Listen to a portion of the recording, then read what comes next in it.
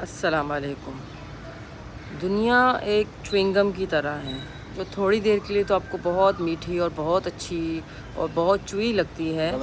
لیکن دنیا ایک شہد کا شہد ہے۔ اس شہد کے اوپر جب ایک مکھی آتی ہے چونٹی، تو وہ چونٹی شہد کو چکتی ہے، پھر بولتی چلیے میں اپنا کام کر کے آتی ہوں، پھر واپسی میں، لیکن پھر وہ اس کو اتنا ذائقہ آتا ہے، اتنا مزہ آتا ہے کہ وہ ہوتی نہیں یار تھوڑا اور کھا لیتی ہے، پھر وہ تھوڑا اور کھانے کے چکر میں واپس آ جاتی ہے، وہ جس کام سے جا رہی ہوتی ہے وہ کام کو بھول جاتی ہے اور وہ شہد کو چاٹنے کے چکروں میں پڑی رہتی حتیٰ کہ وہ شہد کے اندر ہی ڈبکی کھا کے وہیں مر جاتی ہے۔ تو جب تھوڑی دیر کے لیے دنیا کی مطلب جیسے ببل جو ہوتی ہے، چوئنگم جو ہوتی ہے، میٹھی لگتی ہے، لیکن اس کے بعد کیا ہوتا ہے کہ اس کے بعد آپ کو اس کو تھوکنا ہی پڑتا ہے، کیونکہ وہ اتنی ہارڈ اور اسٹف ہو جاتی ہے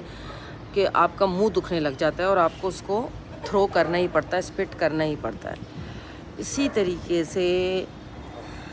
شیطان صرف ہمیں وقتی فائدہ دے سکتا ہے، یہ اللہ نے اس کو پار دی ہے، ورنہ تو دنیا میں کوئی رہنا ہی نہیں چاہے۔ سب کو پتہ ہے یہاں پہ النس ہے،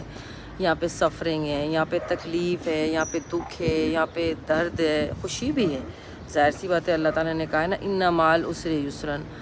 یعنی کہ ہر مشکل کے بعد آسانی ہے، اور خیر اور شر دونوں اللہ نے بنائے ہیں، کیونکہ اس میں ایک حکمت ہے۔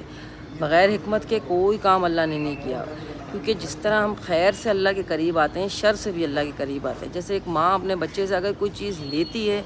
تو وہ بھی اس کے فائدے کے لیے ہوتی ہے، اور جب کوئی چیز اس کو دیتی ہے تب بھی اس کے فائدے کے لیے دیتی ہے، یعنی سوچ سمجھ کے اس کو دیتی ہے۔ تو ہم لوگوں کو صرف یہ سمجھنا پڑے گا کہ اگر ہمارے لیے جیسے دن ضروری ہے، ایسے ہمارے لیے رات بھی ضروری ہے۔ جیسے ہمارے لیے خوشی ضروری ہے، اسی طرح ہمارے لیے غم بھی ضروری ہے۔ جیسے ہمارے لیے اللہ تعالیٰ نے قرآن میں فرمایا ہے نا کہ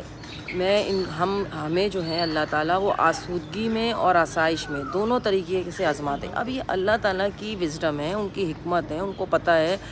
کہ کس کو کس طرح سے زیادہ صحیح طرح ٹیسٹ کیا جا سکتا ہے۔ جیسے کلاس میں جو بچے ہوتے ہیں تو اس ٹیچر کو پتہ ہوتا ہے کس بچے کے اندر کتنی ایبیلٹی ہے اور کس بچے کو کس حساب سے ٹیسٹ کریں، یعنی کہ اب وہ 1 کلاس کے بچے کو 5th گریڈ کے بچے کی طرح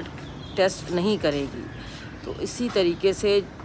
جو پی ایچ ڈی والا ہوتا ہے اس کا ایگزام مشکل ہوتا ہے، نرسری والے کا ایگزام آسان ہوتا ہے۔ تو اللہ تعالیٰ بھی ہمیں درجہ بہ درجہ لے کے چلتے ہیں تاکہ ہمیں چیک کر سکے اور ہمیں ہمیشہ کی سکون اور ہمیشہ کی جنت اور